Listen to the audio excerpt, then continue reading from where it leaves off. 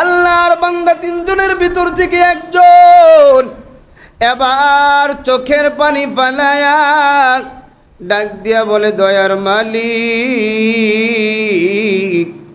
আজকে যেই বিপদে পড়ে গেছি, আপনি যদি রহমত নাজিল না করেন আমাদের এখান থেকে বের হওয়ার কোনো সুযোগ নাই। ও আল্লাহ, আমি আমার বাবা মায়ের একজন খাদেম,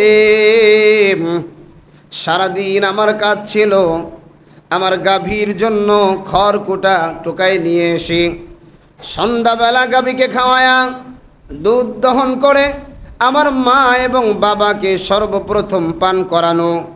একদিন আমার ঘাস কাটতে কাটতে দেরি হয়ে যায়, আমি ঘাস কেটে বাড়িতে গিয়ে দেখি আমার মাও ঘুমায় গেছে, বাবাও ঘুমায় গেছে।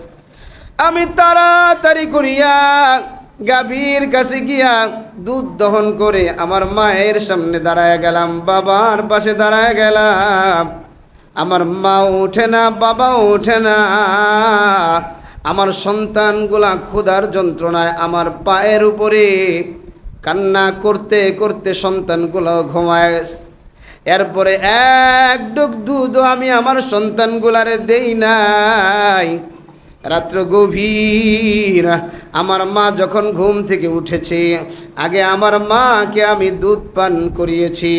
আল্লাহ, এই কাজটা যদি আপনার সন্তুষ্টির জন্য হয়ে থাকে, আপনার কাছে দয়া চাই, আপনি আমাদের এই বিপদ থেকে রক্ষা করেন।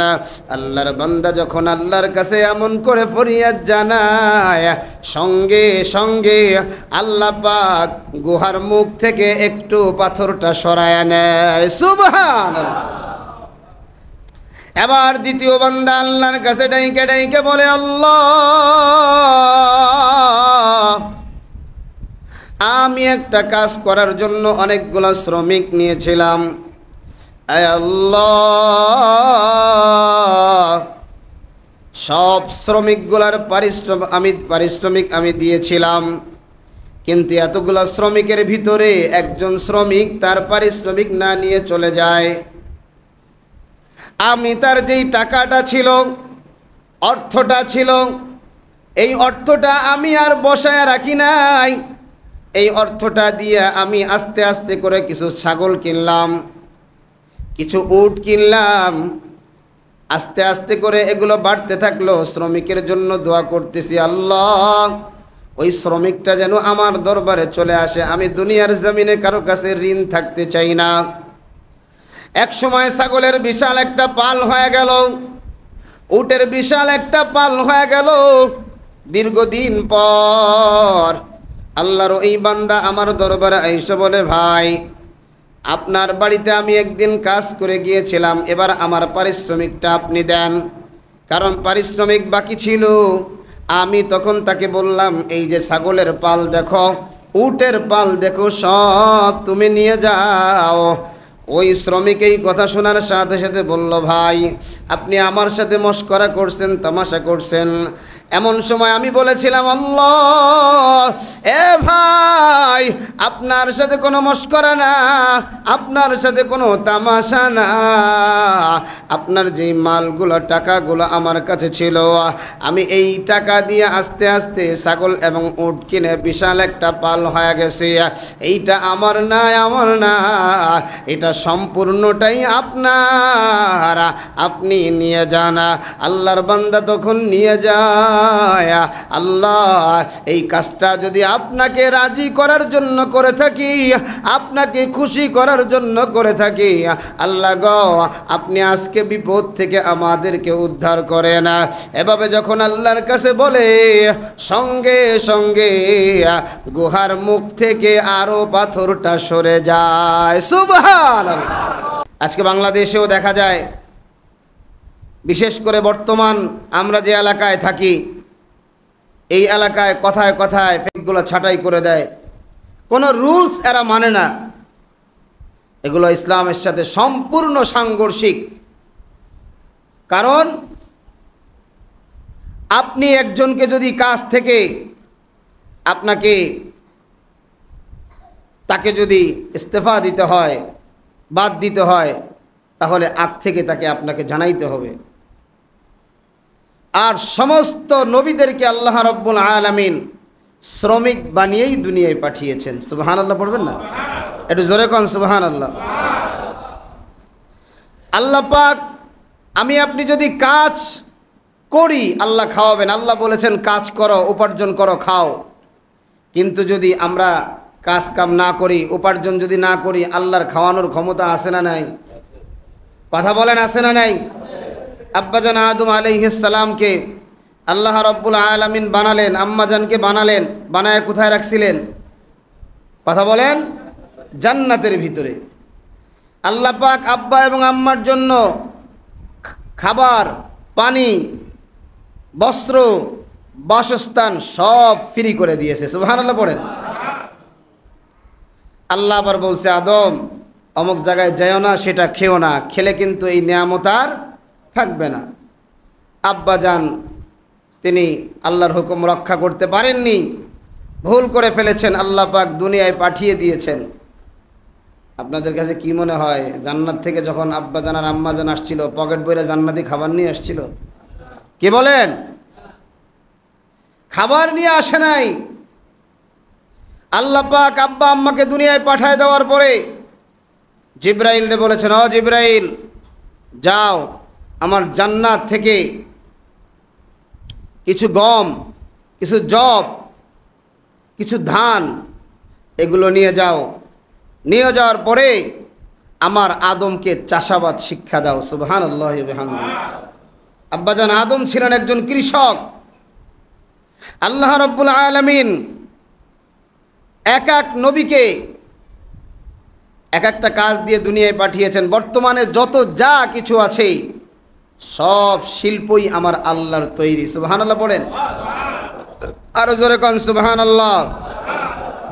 নূহ আলাইহিস সালাম তিনি ছিলেন কাঠমিস্ত্রি, তিনি কাঠের কাজ করতেন। তিনি নৌকা বানিয়েছেন, সেই নৌকার মাধ্যমে আল্লাহ পাক হযরতে নূহ আলাইহিস সালামের উম্মতদেরকে নাজাত দিয়েছেন। দাউদ আলাইহিস সালাম তিনি লৌহ বর্ম তৈরি করতেন। আল্লাহ রাব্বুল আলামিন তাকে এই কাজ করার অনুমতি দিয়েছিলেন। ইব্রাহিম আলাইহিস সালাতু ওয়াস সালাম আমাদের জাতির পিতার নাম কি ভাই? সবাই একটু জোরে বলেন না, আরো জোরে বলেন না ইনশাআল্লাহ। ইব্রাহিম আলাইহিস সালাতু ওয়াস সালাম তিনি গৃহ নির্মাণ করতেন। হযরতে সালেহ আলাইহিস সালাতু ওয়াস সালাম তিনি বস্ত্র তৈরি করতেন। সুবহানাল্লাহি ওয়া বিহামদিহি।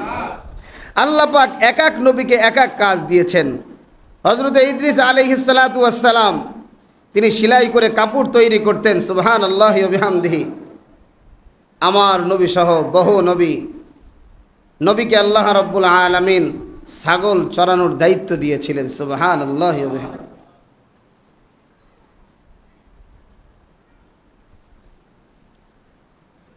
এজন্য কোনো কাজই ছোট নয়। আল্লাহ পাক নবীদের মাধ্যমে এই কাজগুলো আমাদের কাছে পাঠিয়েছেন। আর আল্লাহ রাব্বুল আলামিন কি বলেছেন? আল্লাহর নবীর মাধ্যমে বুখারী শরীফের হাদিস যে আপনার অধীনস্থ যেই শ্রমিক যারা রয়েছে তাদের শরীরের ঘাম শুকানোর আগেই তাদের পারিশ্রমিক দিয়ে দাও। সুবহানাল্লাহ পড়বেন না? একটু জোরে পড়েন না সুবহানাল্লাহ। আল্লাহ রাব্বুল আলামিন নবীর মাধ্যমে জানায় দিয়েছেন যে শ্রমিকের শরীরের ঘাম শুকানোর আগেই তাদের পারিশ্রমিক দিয়ে দাও। আজকে আমাদের বহু মানুষ এমন আছে কাঠ মিস্ত্রির ঘাড় ধাক্কা দিয়ে বের করে দিছে, তার 3 দিনের কাজের টাকা দেয় নাই। রড মিস্ত্রির ঘাড় ধাক্কা দিয়ে বের করে দিয়েছে, তার 1 সপ্তাহের বেতন দেয় নাই। বহু মানুষ এমন আছে তার বাড়িতে কেউ কাজ করে গিয়েছে, ঘাড় ধাক্কা দিয়ে বের করে দিছে, তার পারিশ্রমিক দেয় নাই। আবার দেওয়ার সময় কথা ছিল 500 টাকা, দিয়ে দিছে 300 টাকা। আপনি আল্লাহর আদালতে দাঁড়াইবার জন্য আপনি প্রস্তুত হন। কারণ যারা শ্রমিকের পারিশ্রমিক দিবে না, শ্রমিকের পারিশ্রমিক ছলে বলে কলে কৌশলে যারা খেয়ে নিবে, কিয়ামতের ময়দানে আল্লাহ পাক এই শ্রেণীর মানুষের দিকেই তাকাবে না। নাউজুবিল্লাহ পড়েন না? সাধারণ মানুষের কথা কি বলবো, বহু মাদ্রাসা এমন আছে যেই মাদ্রাসাগুলা শিক্ষক সেও তো শ্রমিক, শিক্ষকের মাসিক বেতন তারা দেয় না, মেরে দেয়। বহু আছে, অনেক মাদ্রাসার ব্যাপারে এমন ক্লেম আছে। আপনি আল্লাহর আদালতে দাঁড়াইবার জন্য প্রস্তুত হন। মনে রাখবেন, দুনিয়ার মধ্যেই তো দাঁড়াইবার ক্ষমতা নাই। আল্লাহর মাঠ দুনিয়ার যে ইসরায়েল কি পরিমাণ আমার গাজাবাসী ভাই বোন যুবক ভাইদেরকে শাহাদাত বরণ করিয়েছে, আজকে আল্লাহ পাক ইসরায়েলে আগুন জ্বালায়া দিয়েছে। আমাদের কলিজার ভিতরে দীর্ঘদিন ধরে রক্তক্ষরণ হচ্ছে, এখনো হচ্ছে। কারণ আজকেও যখন দেখি সংবাদের মাধ্যমে, তারা এখন একটা তাঁবুর উপরে তাঁবু টানিয়ে নিচে আছে, যে কোনো সময় বাতাস আসলেই তাঁবুটা উড়ে যাবে। আমরা কারো উপর বদদোয়া করি না, আগে দোয়া করি, আল্লাহ তুমি হেদায়েত থাকলে হেদায়েত দাও, হেদায়েত না থাকলে সমূলে ধ্বংস করে দাও। জোরে কোন আমিন। ইসরায়েলের মানুষের যদি কপালে হেদায়েত নসিব না থাকে, আল্লাহ পাক যেন এই আগুন দিয়ে গোটা ইসরায়েলের ইহুদিদেরকে শেষ করে দেয়। জোরে বলেন আমিন। আজকে ভারতে, আজকে নতুন করে কাশ্মীরে, এই কাশ্মীর দীর্ঘদিন ধরে এমন করে মুসলমানরা নির্যাতিত। আজকে সেই ভারতের মোদি সহ তার প্রশাসন কাশ্মীরে মুসলমানদের উপর নির্যাতন করছে। এজন্য ভাই, আমাদের কথা একটাই, আল্লাহ রাসূল হাদিসে বলেছেন, আল মুসলিম আখুল মুসলিম, এক মুসলমান আরেক মুসলমানের ভাই। সুতরাং মালিক আর শ্রমিকও ভাই ভাই। কথা বলেন ঠিক কিনা? বাংলাদেশে আর শ্রমিকদের উপরে নির্যাতন করা চলবে না। কথা বলেন ঠিক কিনা? শ্রমিকদের অধিকার পুঙ্খানুভাবে দিয়ে দিতে হবে। কথা বলেন ঠিক কিনা? আগামীতে যদি বাংলাদেশের শ্রমিকদের উপরে নির্যাতন করা হয়, তাদেরকে যদি বঞ্চিত করা হয়, তাদের যে কোনো ভাতা থেকে প্রয়োজন যদি হয়, আমরা সাধারণ মানুষ শ্রমিকের অধিকারের জন্য রাস্তায় নেমে আন্দোলন করব, সংগ্রাম করব। ঠিক কিনা বলেন? আপনি শ্রমিকদের শ্রমের টাকা মেরে খাচ্ছেন। আপনি একটি টাকার জন্যে, আপনি একটু জমির জন্যে 7 তবক জমিন আল্লাহ পাক আপনার কান্দে ঝুলায় দিবে।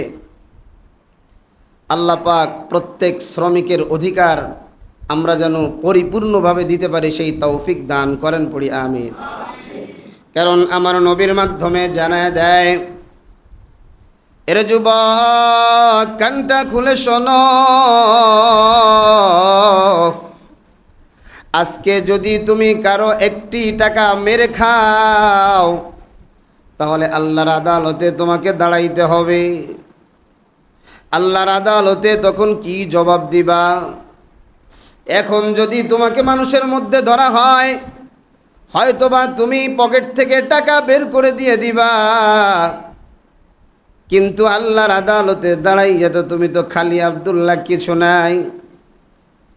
এটা সাহাবা একরাম চিন্তা করতেন। আমার নবীর আগে বনি ইসরাইলের অনেক মুসলমান এটা চিন্তা করতেন। আপনি মনে কইরেন না, আপনি যদি তাকে পারিশ্রমিক না দেন, তাকে আল্লাহ খাওয়াবে না। আল্লাহ বলেন, ওয়ামা মিন দাব্বাতিন ফিল আরদি ইল্লা আলাল্লাহি রিজকুহা। আমার আল্লাহ সকলের রিজিক দেয়। আসমান থেকে আল্লাহ রাব্বুল আলামিন বনি ইসরাইলকে একদিন 2 দিন রিজিক দেয় নাই। 40 বছর আল্লাহ পাক আসমান থেকে বনি ইসরাইলের রিজিকের ব্যবস্থা করেছেন। সুবহানাল্লাহ।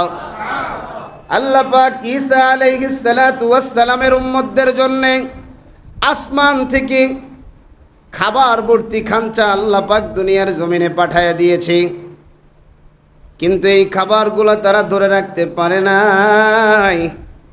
এই জন্য আপনি মনে করেন না শ্রমিক আপনার কাছে ধরা না, শ্রমিক আপনার কাছে ঠেকা না, বরঞ্চ আমার নবী বলেন প্রত্যেক মানুষের উচিত হলো নিজের জন্য যা ভালোবাসে পছন্দ করে শ্রমিককেও তাই দেওয়া। জোরে কোন সুবহানাল্লাহ। আপনার বাড়িতে 6 মাসের জন্য একজন কাজের মেয়ে নিয়েছেন, 6 মাসের জন্য একজন কাজের ছেলে নিয়েছেন। আপনি যেমন পোশাক পরবেন তাকেও তেমন পোশাক দিবেন, আপনি যেমন খাবার খাবেন তাকেও তেমন খাবার দিবেন। আমার নবী বলেছেন প্রত্যেক মানুষের উচিত যে তার শ্রমিকের সাথে কাজের সহায়ক হয়ে শরীক হওয়া। তাহলে ওই মানুষটার কাজ যদি ছোট হয় তাহলে ওই মানুষটা নিজেকে ছোট মনে করবে না। যেমন মনে করেন আপনি আপনার বাড়িতে একজন সুইপারকে নিলেন, মেথরকে নিলেন, সে এই কাজ করতেছে, সে নিজে নিজে মনে করতেছে আমি কত ছোট কাজ করতেছি, অথবা কাজ তো হালাল। আপনি কি করবেন? যেই বিভিন্ন সরঞ্জামাদি যেই জিনিসগুলো লাগে, সার্ফ এক্সেল সহ যেই জিনিসগুলো লাগে এই জিনিসগুলো আগায়া দেন।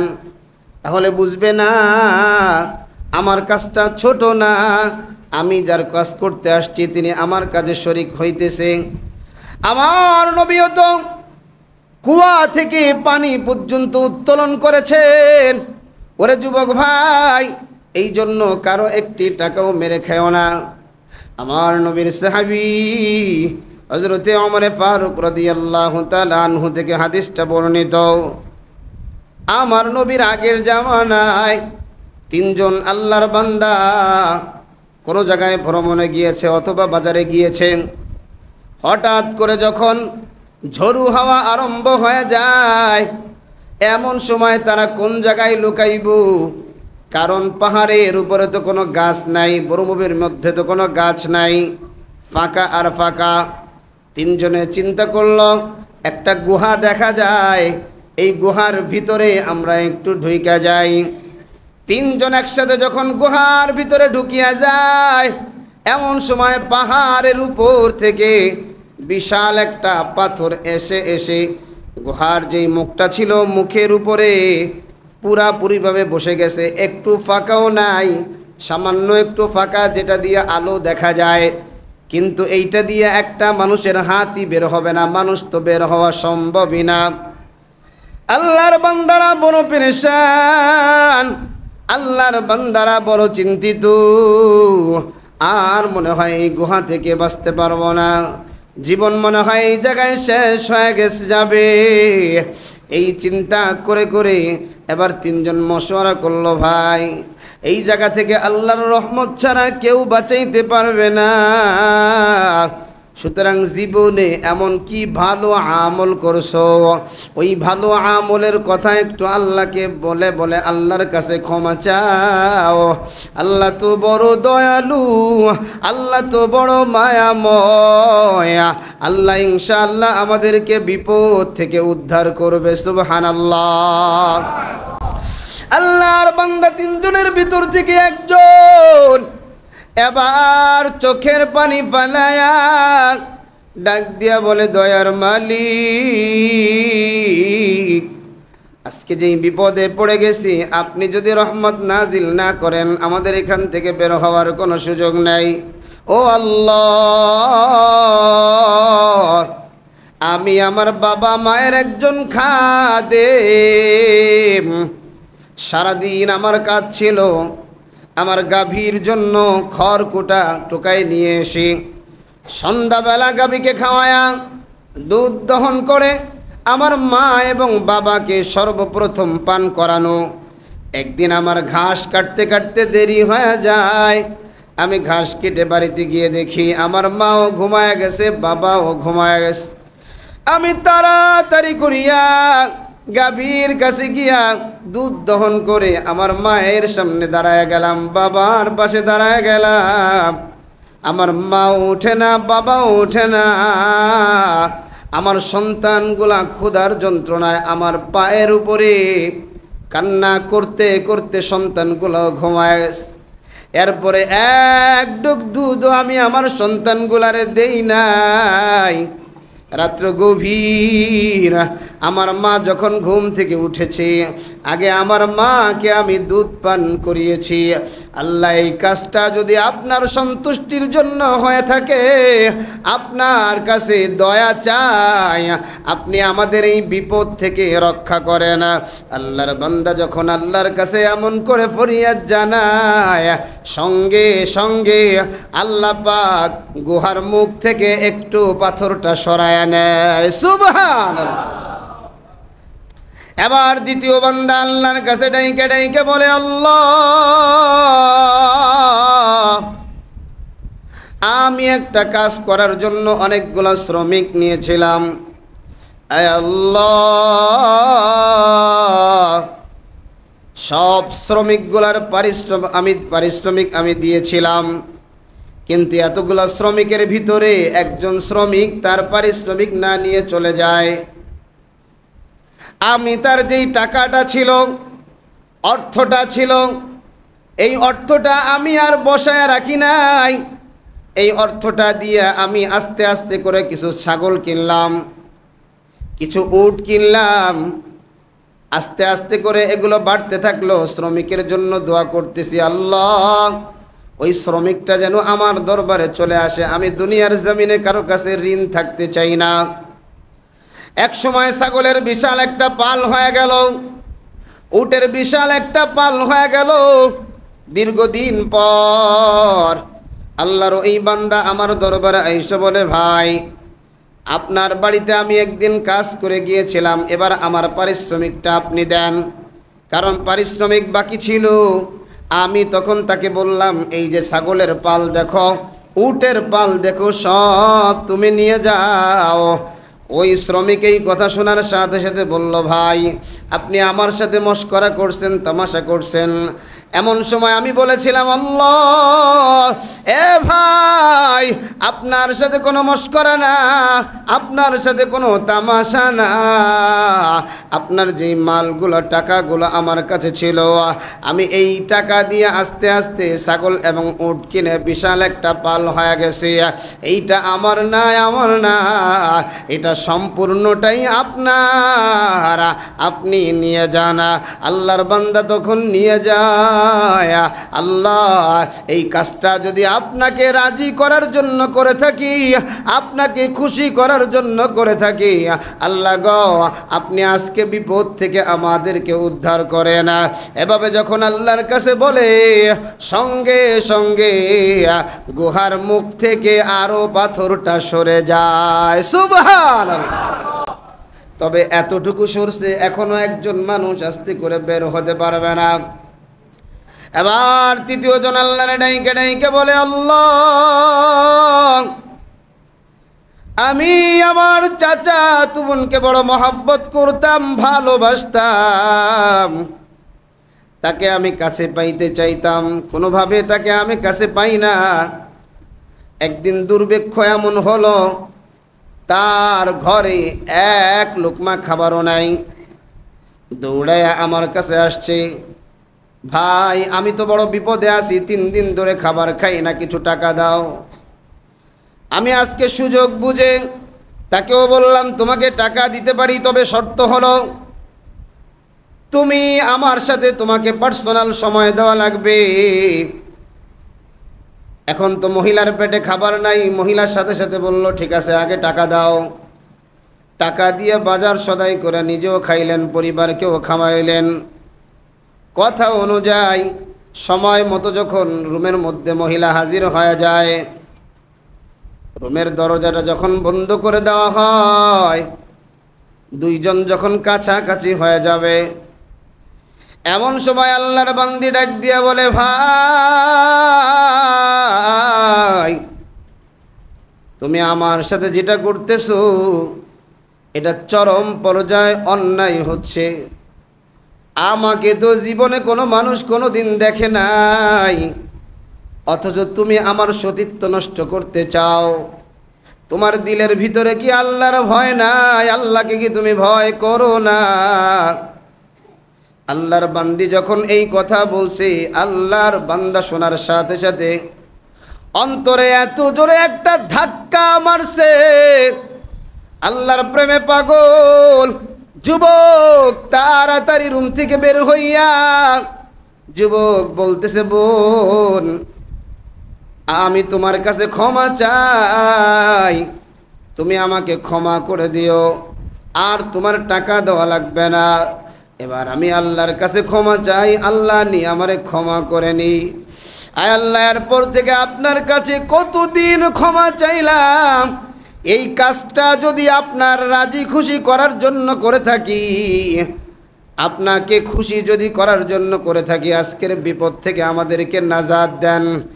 তৃতীয় ব্যক্তি যখন এমন করিয়া করিয়া আল্লাহর কাছে বলে, সঙ্গে সঙ্গে গুহার মুখ থেকে পাথরটা একেবারে সরে যায়। সুবহানাল্লাহ। তিনজন আল্লাহর গোলাম সুন্দর করে বের হয়ে আসলেন। তো দেখেন, এত বিশাল উটের পাল, এত বিশাল বকরির পাল আল্লাহর বান্দা দিয়ে দিলেন। আর আমি আপনি হলে কত ধরনের কৌশল অবলম্বন করা, আমি তো শ্রম দিয়েছি, আমি তো এই করেছি, তো আমারও ভাগ আছে। এজন্য ভাই, আল্লাহর ওয়াস্তে দুনিয়ার জমিনের প্রত্যেকটা সেকেন্ড আপনি আল্লাহকে ভয় করুন, প্রত্যেকটা সেকেন্ড আপনি আল্লাহকে ভয় করুন। আল্লাহর ওলি হযরত আহমদ শফি হাফিজাহুল রহমাতুল্লাহি আলাইহি হেফাজতে ইসলামের যিনি আমির ছিলেন, তার কাছে একজন প্রশ্ন করলেন যে মানুষের কোন আমলটা সবচাইতে কবুল হওয়ার মতো আমল হয়। তিনি তখন বললেন, মৌতের আগে যেই আমল সেই আমল। যেমন মনে করেন আধা ঘন্টা পর আপনার ফাঁসি হবে, এখন আপনার দুনিয়ার চিন্তা না আখেরাতের চিন্তা? কথা বলেন। এখন কেউ যদি আপনারে বলে তোর দেশের প্রধানমন্ত্রিত্ব দিয়ে দিলাম, আপনি নেবেন? কারণ এ তো নিয়ে লাভ না, আমি একটু পরেই তো মারা যাব। এখন আবার শাগরিদ প্রশ্ন করলেন, হুজুর মরার তো টাইম আমি জানি না, কখন আমার মরণ হবে, যে আমার জীবনের শেষ আমল তো কবুল হবে, দামি হবে। তো হুজুর বলতেছে, তো তুমি তোমার প্রত্যেকটা সেকেন্ডে মনে কইরা এটাই তোমার শেষ সেকেন্ড, এটাই তোমার শেষ দিন, তাহলে আর যাই হোক তোমার দ্বারা কোনো গুনাহ। এজন্য ভাই, কাউকে কষ্ট দেওয়া যাবে না, কাউকে কষ্ট দেওয়া যাবে না। কয়দিন আপনি বাঁচবেন, আমি বাঁচব। আল্লাহ রব্বুল আলামিন আমাদের সবাইকে নবীজির আদর্শ অনুসরণ করে চলার তৌফিক দান করেন, পড়ি আমিন। আমাদের যারা অধীনস্থ আছে, অধীনস্থর উপরে কোনো কষ্ট দেওয়া যাবে না, কারণ আল্লাহর রাসূল তো বহুত গোলামের ছেলে গোলামকেও সেনা প্রধান করে জিহাদের ময়দানে পাঠিয়েছেন। হযরতে যায়েদ রাসূলের পালক পুত্র কার ছেলে ছিল? তিনি একজন গোলামের ছেলে ছিলেন। যায়েদের ছেলেকে আল্লাহ রাসূল সেনা প্রধান বানিয়ে, সেনাপতি বানিয়ে যুদ্ধের ময়দানে পাঠায়। সেখানে সাধারণ একজন সৈনিক ছিলেন হযরতে ওমরে ফারুক রাদিয়াল্লাহু তাআলা আনহু। আল্লাহু আকবার বলবেন না? চিন্তা করেছেন, নবীজি মারা যায়, ইন্তেকাল হয়ে যায় নবীজির, আল্লাহর ডাক চলে আসছে। ওই যুদ্ধটা, ওই বাহিনীটা প্রেরণ করতে নবীজি পারেননি। হযরতে আবু বকর সিদ্দিক রাদিয়াল্লাহু তাআলা আনহু যখন খলিফার দায়িত্ব নিলেন, নেওয়ার পরে রাসূল বলেছেন এই বাহিনীর সেনা প্রধান হবে হযরতে যায়েদের ছেলে উসামা, আমিরুল মুমিনিন খলিফাতুল মুসলিমিন হযরতে আবু বকর রাদিয়াল্লাহু তাআলা আনহু উসামাকে, আবেশ সাহেব দেখেন তো উপরে কোন ছেলেটা শয়তানি করে, হযরতে উসামাকে কি করলেন? সেনাপ্রধান বানাইলেন। বানানোর পরে উসামা উটের পিঠের উপরে, আমিরুল মুমিনিন হযরতে আবু বকর উসামার সাথে হেঁটে হেঁটে কথা বলতেছে।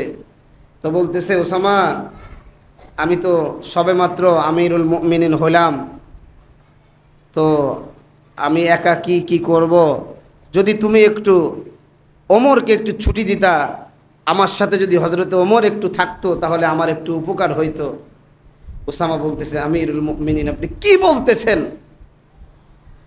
আমিরুল মুমিনিন বলতেছে, উসামা তোমাকে তো আমি সেনা প্রধান বানাই নাই, আমার রাসূল বানিয়েছে। আল্লাহু আকবার।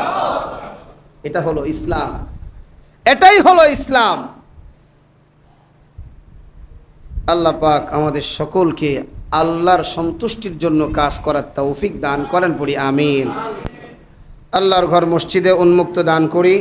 গত জুমায়